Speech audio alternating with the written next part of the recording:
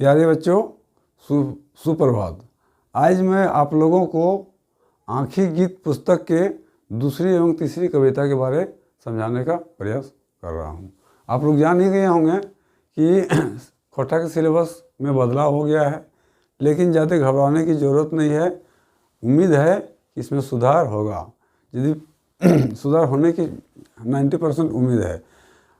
आप लोग यदि इस चैनल को सब्सक्राइब नहीं किए हैं तो कृपया सब्सक्राइब करें और ज़्यादा से ज़्यादा शेयर करें, ताकि हमें भी पढ़ाने में थोड़ा रुचि पैदा हो। तो चलिए हम लोग मूल टॉपिक पर आते हैं। हम लोग का पहला टॉपिक है आज का, हमर हाथेक माला। यह है क्या आँखी गीत का दूसरा कविता। पहला कविता को हम लोग पहले ही समझ चुके थे। दूसरा टॉपिक में है हमर हाथेक माला। हमर माने क्या होता है? हमर माने अपना। हाँ, हमर माने अपना, मेरे। हमर मीन्स क्या होता है? मेरे। हाथेक, हाथेक मत मीन्स हाथ का, यहाँ संबंध कारक है। का के की किसका संबंध होता है? संबंध कारक का चिन्ह है का के की, इसलिए होता है हमर हाथेक माला, माने हमारे हाथ की माला। माला मतलब फूल की माला, वही कह रहा है हमर हाथेक माला। तो इस कविता का अर्थ हुआ कि हमारे हाथ की माला। चलिए हम लोग कविता को समझने का प्रयास करते हैं, क्योंकि ये कवि छायावादी कवि है। ये पंक्ति में अर्थ कुछ निकलता है और दूसरा कुछ ही कहना चाहते हैं, क्योंकि इसके मनो इच्छा को समझना थोड़ा कठिन होता है। चलिए हम लोग समझने का प्रयास करते हैं। कह रहा है हमर हाथे माला हाथे रहल है। हमर हाथे माला हाथे रहल है, भीड़क कारण पारली न सामने तोड़ जाए। युग युगक साथ मने देखते देखते उड़े छने। डाकल पखी दूर बने मानुष निरूपाए।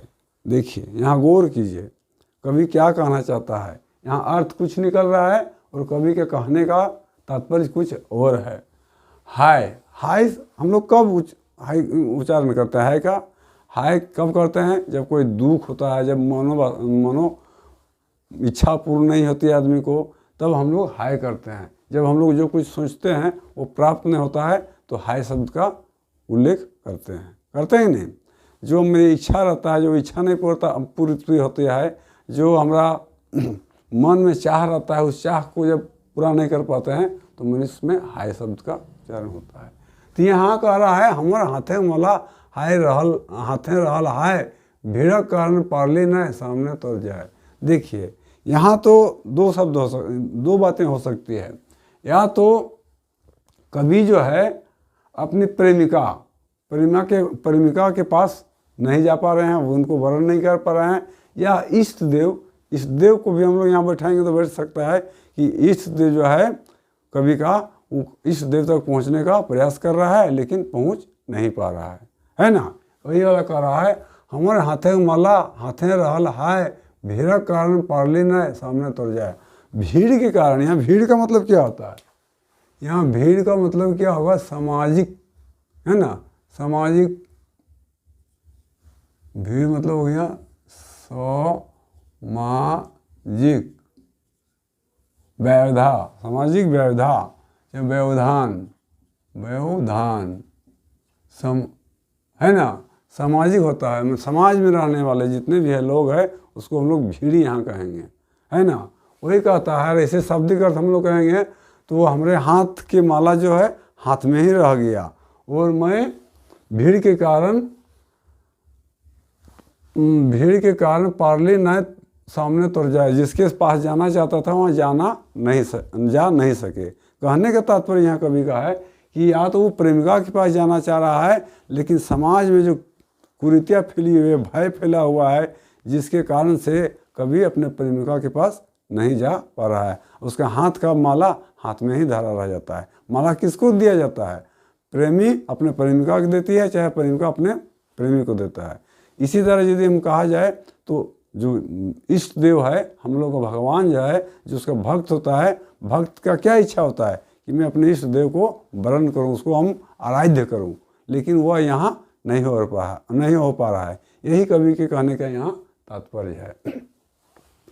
भेड़ा कारण पार्ली ना है, भेड़ा कारण पार्ली, पार्ली मतलब लिख सकते हैं, पार्ली मतलब सकना, नहीं सकना, पार्ली मीन्स नहीं सकना।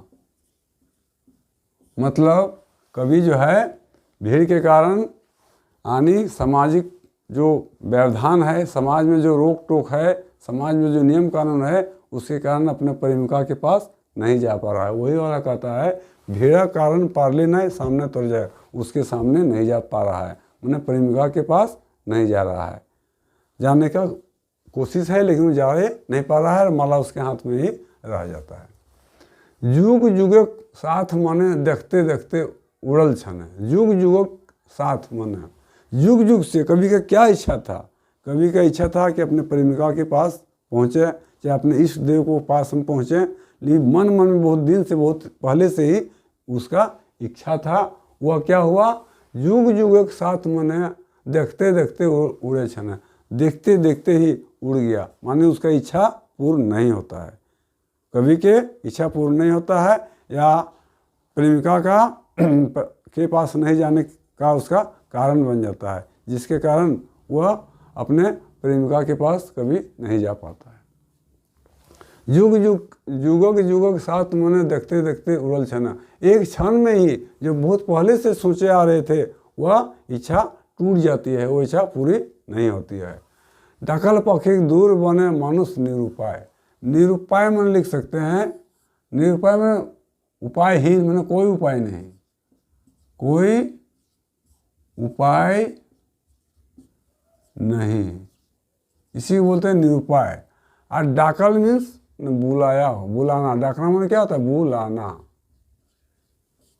पाखी मीन्स होता है पक्षी, डाकल पक्षी दूर बना, डाकल पक्षी मैंने हृदय रूपी यहाँ जो पक्षी है, हृदय रूपी पक्षी मैंने कवि के हृदय में जो उद्भावना था, जो सोच था, जो विचार था, इस भारत को हम प्रगतिशील करें, वो सब जो भी इच्छा था, हम इस कविता को जिस सेंस में बैठाएंगे उसी सेंस में बैठ रहा है।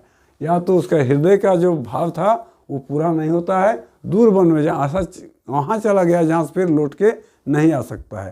कहने का मतलब हुआ कवि की इच्छा मर जाती है, मर जाने के बाद उसकी इच्छा पूर्ण नहीं होती है। वही वाला कहता है डाकल पाखी दूर बने, जो उसका मन में जो डाक था, जो मन में जो इच्छा था, वह दूर बन में जाके विलीन हो गया, मन छिप गया और कभी वो इच्छा पूरा नहीं हो सकता है।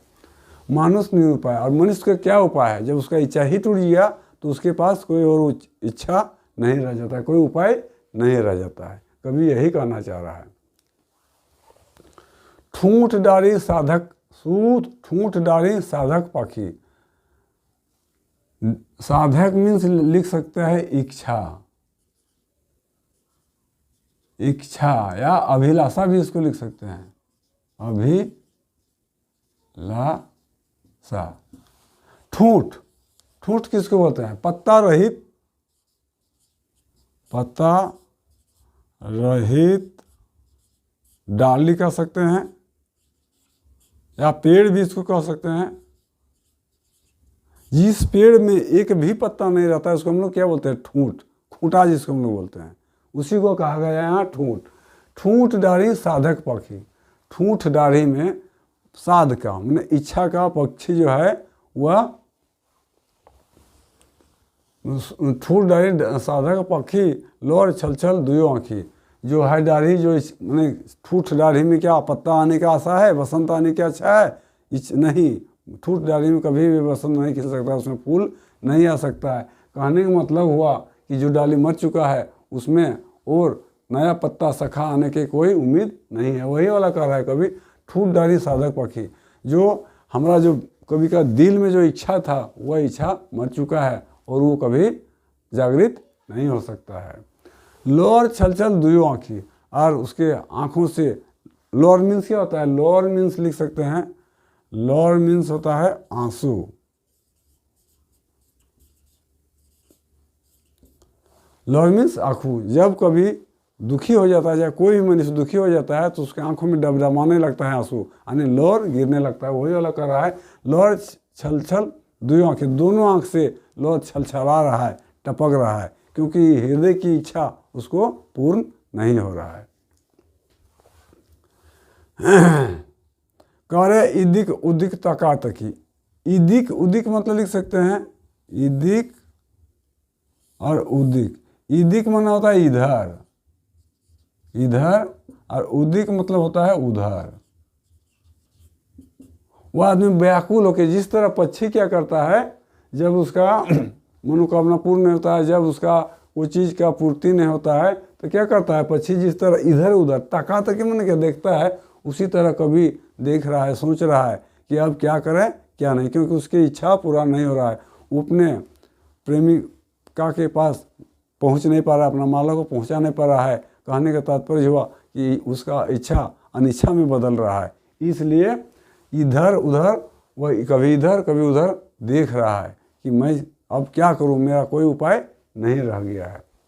बुझ आगू बढ़ा दाय हाथ, बूझ आगू बढ़ा दाय हाथे रहल है। कभी कभी जब हृदय टूट जाता है, अपने प्रेमिका तक नहीं पहुंच सकता है, चाहे अपने आराध्य देवता तक नहीं पहुंच सकता है, तो बुझ आगू बढ़ा जाए हाथे रहल है, तब उसका मन अशांत हो जाता है। वो आगे वो क्या करें क्या नहीं ये सोच नहीं पाता है, क्योंकि उसके हाथ में जो माला था, जो अपने इष्ट को वर्ण करना चाहता था, वो नहीं कर पाता है। इसलिए वह क्या करता है कहता है उसका हाथ में जो माला है वो माला ही रह जाता है उसी के हाथ में, मैंने अपने गंतव्य की जगह नहीं जा पाता, अपना प्रेमिका से नहीं मिल पाता है, अपने इष्ट देव से नहीं मिल पाता है।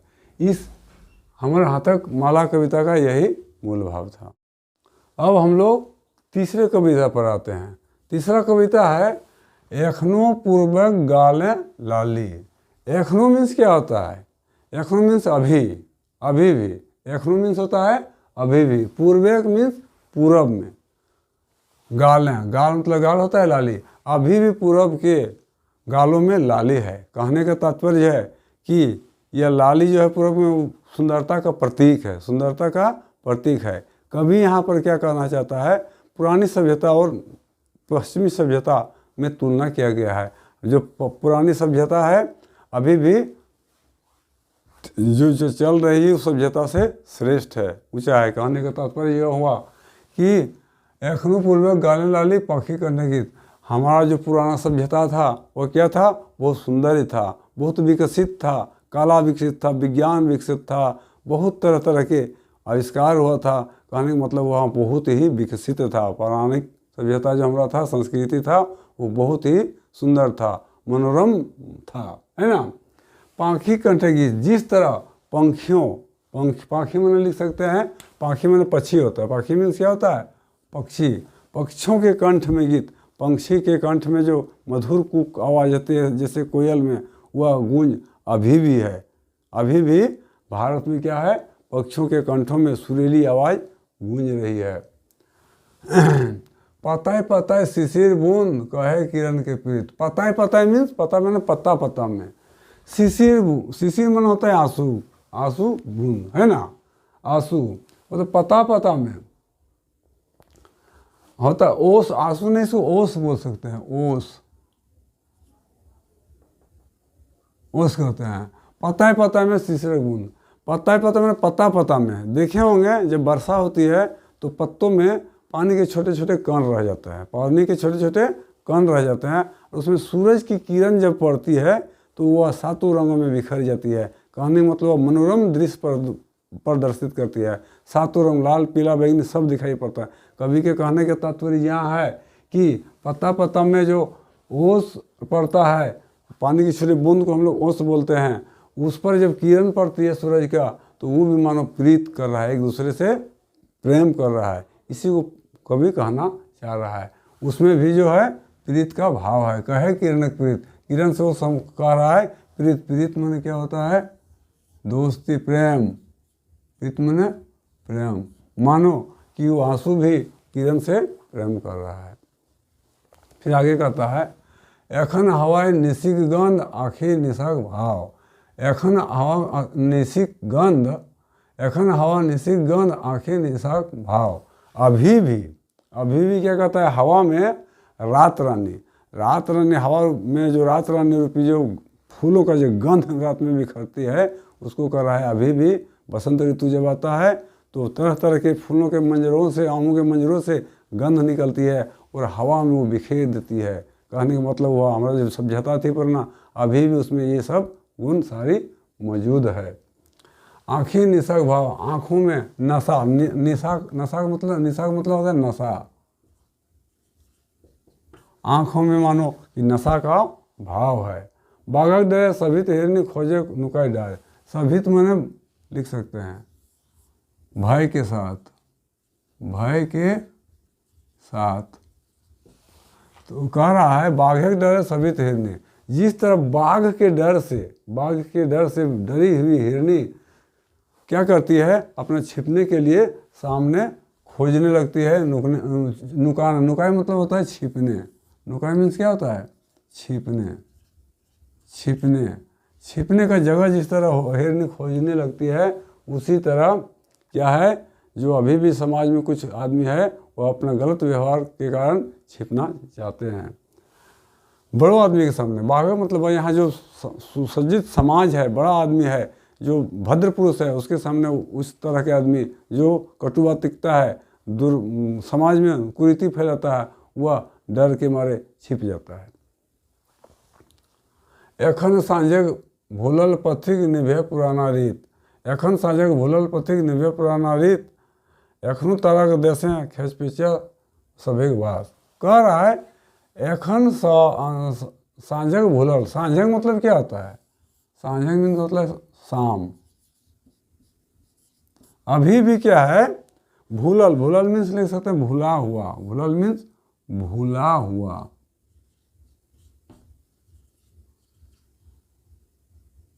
पथिक, पथिक मैंने जानते हैं राही, है ना। अभी भी क्या होता है, जो राही सांझ में भूला जाता है वो सुबह में फिर आ जाता है। कहने का तात्पर्य हुआ कि हमारा जो पुराना रीति रिवाज था अभी भी बरकरार है, उसमें कोई मतभेद नहीं है। हम लोग का जो पहले का संस्कृति था वो इतना सभ्य है कि उसको भुलाना मुश्किल है। लेकिन पश्चिम में अभी जो है, भले ही कुछ लोग उसमें पश्चिम सभ्यता में चले जाते हैं, लेकिन लास्ट में उसको यही संस्कृति में आना पड़ता है। मैंने भारत की संस्कृति में, पूर्व की संस्कृति में, पहले की संस्कृति में आना पड़ता है। वो क्षणभंगुर है, पश्चिम वाला संस्कृति जो था वो क्षणभंगुर था।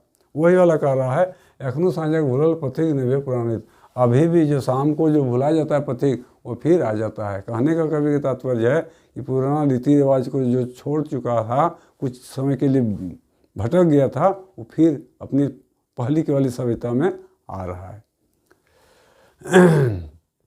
एखनू तारा के देश है खेच पेचे सब एक बार, एखनू, एखनू ने अभी भी तारा का देश है। मान लीजिए कि हम लोगों का देश तारों का देश है, हम लोगों का देश तारों का देश है। खेचपेचक सगे बात, खेचपेचिया किसको कहते हैं, खेचपेचिया यहाँ होता है मैंने दुष्ट विचार के आदमी, दुष्ट प्रवृत्ति के आदमी, है ना, आदमी कुविचार वाला आदमी, कुविचार, है ना। तो कह रहा है एखनू तारा देश है खेचपेचक सभी के बाद। आप लोगों ने खेचपेचक नाम सुना होगा। रात में जब आकाश में तारामंडल होता है तो उसमें कुछ छोटे छोटे तारे एक जगह इकट्ठा जैसा हो जाते हैं, रहते हैं, उसी को हम लोग खेचपेचिया बोलते हैं। यह रात के अवधि को भी बताता है। मैंने रात कितनी हो गया, इस खेचपेचिया को देख के भी लोग अंदाजा लगा लेते हैं कि अभी 12 बज रहे हैं, अभी 2 बज रहे हैं, 3 बज रहे हैं। खेचपेचिया वही तारा है जो रात के अवधि को भी बताता है। तो वही कह रहा है एखनू तारा के देश में खेचपेचिया सब एक बात, अभी भी तारा के देशों में खेचपेचिया मतलब जिस तरह तारा के देश में खेचपेचिया तारा छोटे छोटे तारा है, उसी तरह इस समाज में, इस सुसभ्य समाज में भी अभी भी दुष्ट प्रवृत्ति के आदमी है जो समाज को बिगाड़ रहा है, समाज को बिगाड़ रहा है, तितर बितर कर रहा है, समाज में अनैतिकता फैला रहा है। कवि के कहने का तात्पर्य यहाँ यही है, क्योंकि कभी छायावादी है, कभी कहाँ से कहाँ किस में जोड़ रहा है, इसको कहना मुश्किल है। एखनू तारा के देश खेचपेचिया सब एक वास, आदि कवि वाल्मीकि कंठे वो है उच्छ्वास। उच्छ्वास में लिख सकते हैं आह, उच्छ्वास मीन्स आह होता है ना। आदि कवि जो पहले का कवि वाल्मीकि था, उसका भी सोच क्या था कि एक उन्नत समाज को निर्माण करें, हमारा समाज विकसित हो, इस तरह के भाव वाल्मीकि कवि में भी था। लेकिन उसका इच्छा जब नहीं पूरा होने लगा तो क्या बोलता है, उसका मन से एक आह की आवाज़ आती है। आह क्या होता है, जब कभी के इच्छा, किसी की इच्छा को पूरा नहीं होता है तब उसमें से हृदय से आह की आवाज़ आती है। वही वाला कर रहा है आदि कवि वाल्मीकि कंठ हो उच्छ्वास है ना। वाल्मीकि कवि जो था उसका भी जीव इच्छा का पूरा नहीं हो रहा है तो उसके हृदय से एक आह रूपी आवाज़ निकलती है। एखनु दुशासन कुरु सभे मानवे शकुनि गीत। एखनु दुशासन, दुशासन क्या है? एक समाज को बिगाड़ने वाले आदमी है, दुष्ट प्रवृत्ति के आदमी है, कुरीति वाला आदमी है। दुशासन क्या था? जो क्या बोलते हैं, द्रौपदी के वस्त्र का हरण किया था, वही दुशासन। ये समाज में कुरीतियाँ फैलाने वाली है, एक सभ्य समाज को बिगाड़ने वाले आदमी थे। वही वाला कह रहा है अखनु दुशासन कुरुक्षेत्र। और कुरुक्षेत्र के सभा में उसने द्रौपदी का चीर को हरण कर लिया था, उसे नंगा करने के लिए तुला हुआ था, लेकिन भगवान से बचा लिया था। तो दुशासन जैसा आदमी अभी भी समाज में है। मानवीय शकुनी गीत, अरे फिर भी वैसे दुष्ट प्रवृत्ति को लोग, शकुनी क्या था? शकुनी भी उसी तरह का प्रवृत्ति का था। महाभारत में उन्होंने दोनों पांडवों और कौरवों को लड़ा दिया था, लेकिन लोग उसी का जीत करता है। कहने का कवि का तात्पर्य है कि हम लोगों का जो पुराना रीति रिवाज था वह अविपश्य रीति रिवाजों से बहुत ही सुंदर और श्रेष्ठ है। आज इतना ही रहेगा। वीडियो अच्छा लगा तो सब्सक्राइब जरूर कीजिएगा। जय हिंद।